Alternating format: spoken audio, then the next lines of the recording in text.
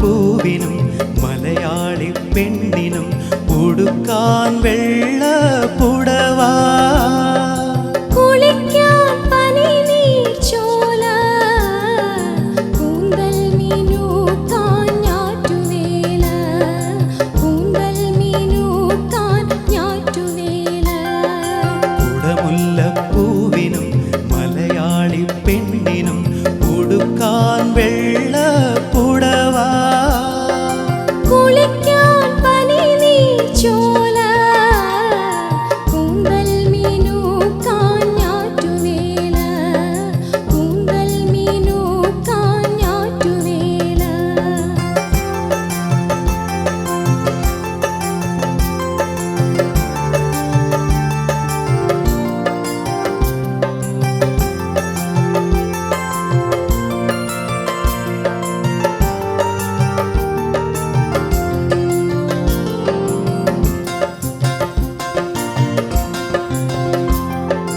ഉത്രാട സന്ധ്യ ഉടന്നതിനാലോ ഉദ്യാന പാലകൻ വന്നതിനാലോ, ഉത്രാട സന്ധ്യ ഉടന്നതിനാലോ ഉദ്യാന പാലകൻ വന്നതിനാലോ, ആപാദചൂടമീ രാഗപരാഗം ആകിത്തളിർക്കുമീ രോമാഞ്ചം, ആപാദചൂടമീ രാഗപരാഗം ആകിത്തളിർക്കുമീ രോമാഞ്ചം.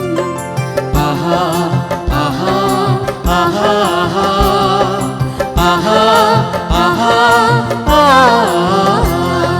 കുടമുല്ലപ്പൂവിനും മലയാളി പെണ്ണിനും ഉടുക്കാൻ വെള്ള പുടവ, കുളിക്കാൻ പനിനീർ ചോല, കൂന്തൽ മീനൂക്കാൻ ഞാറ്റുവേല, കൂന്തൽ മീനൂക്കാൻ ഞാറ്റുവേല.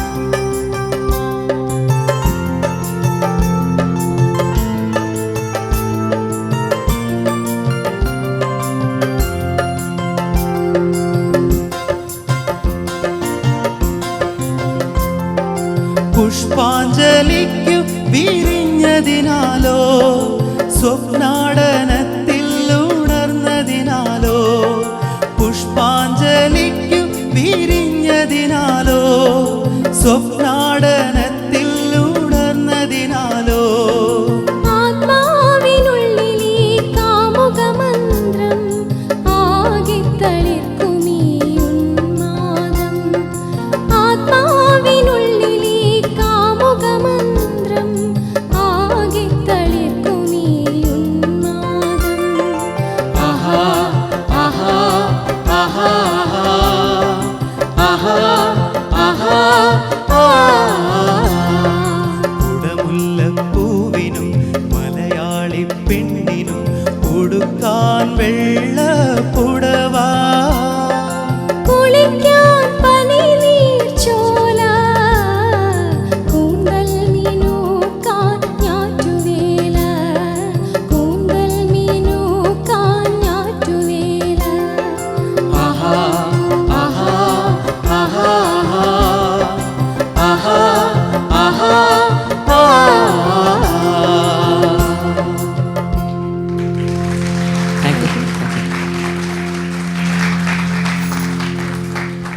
എനിക്ക് ഈ പാട്ട് കേട്ടിട്ട് ഇതിൻ്റെ മ്യൂസിക് ഡയറക്ടറിന് ശരിക്കും ഒരു വളരെ ഒരു വലിയ ലോസാണ് നമ്മളുടെ ഇൻഡസ്ട്രി.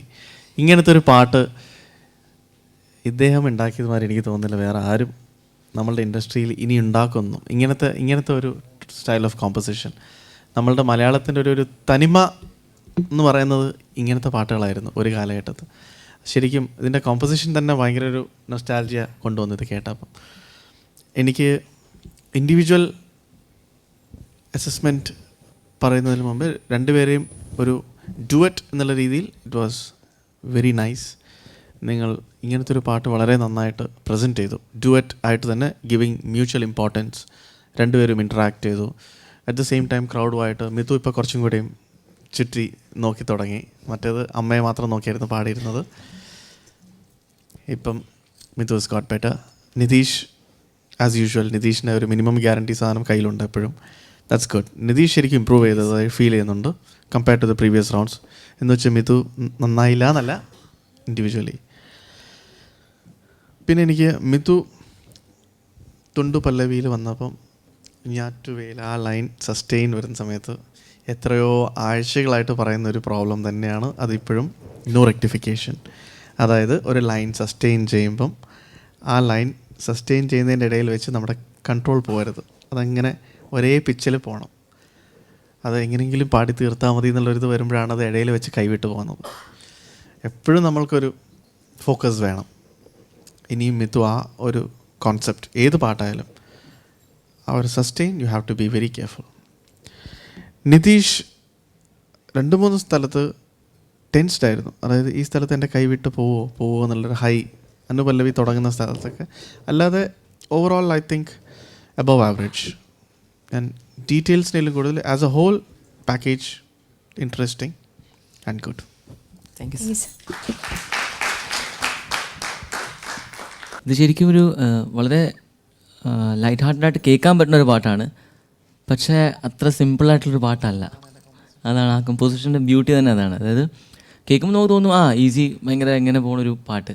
പക്ഷെ പാടുമ്പോൾ അറിയാൻ എൻ്റെ ബുദ്ധിമുട്ട്. അങ്ങനത്തെയാണ് എൻ്റെ പോക്കും അതിനകത്തെ കേർവ്സും ഒക്കെ വരുന്നത്. നന്നായിട്ട് പാടി.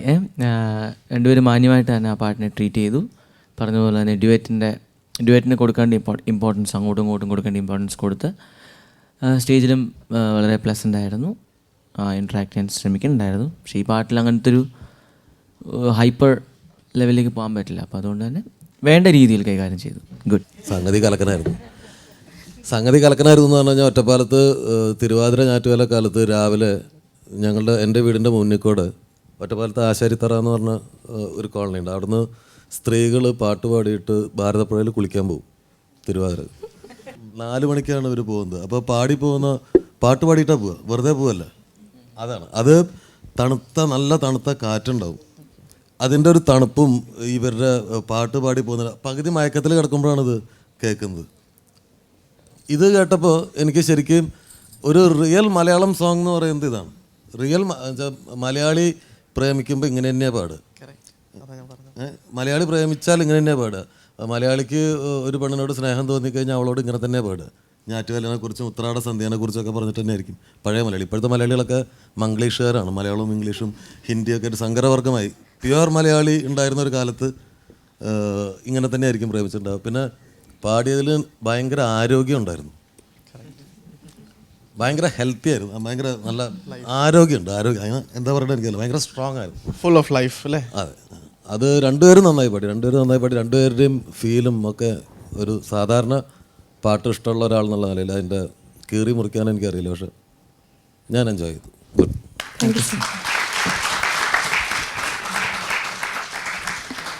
ഞാൻ പലപ്പോഴും നിതീഷിനെ കാണുമ്പോൾ ഒരു ഹൃദയം തുറന്നിട്ടുള്ളൊരു ചിരിയുണ്ട്. അതെനിക്ക് മിസ്സിങ് ആയിട്ട് തോന്നി ചില പോയിന്റിൽ. തുറന്ന് കാണിച്ചു കൊടുക്കും നിതീഷ്. അല്ല, എനിക്ക് 2-3 ഫീഡ്ബാക്ക് വന്നു. അധികം ചിരിക്കണ്ടാണ്. ചിരി കുറച്ച്. ആ ചിരി ആ മണവാളനായിട്ട് നിൽക്കുമ്പോൾ മാത്രം കുറച്ചാൽ മതി, അല്ലാത്ത സമയത്ത് പാട്ടിലിരുന്നോട്ടെ. പിന്നെ മിത്തുവിൻ്റെ ആ ഒരു പോയിന്റ് ഓൾറെഡി പറഞ്ഞു. ഞാറ്റുവേല, അതൊരു ഞാറ്റുവേല തന്നെയായിരുന്നു. ആ ഭാഗങ്ങൾ അത് ശരിയാക്കണം, അത്രയേ ഉള്ളൂ. ബാക്കി ഓവറോൾ ഞാനും നന്നായിട്ട് എൻജോയ് ആയിരുന്നു നിങ്ങളുടെ രണ്ടുപേരുടെയും performance. Thank you sir. Thank you. All the best.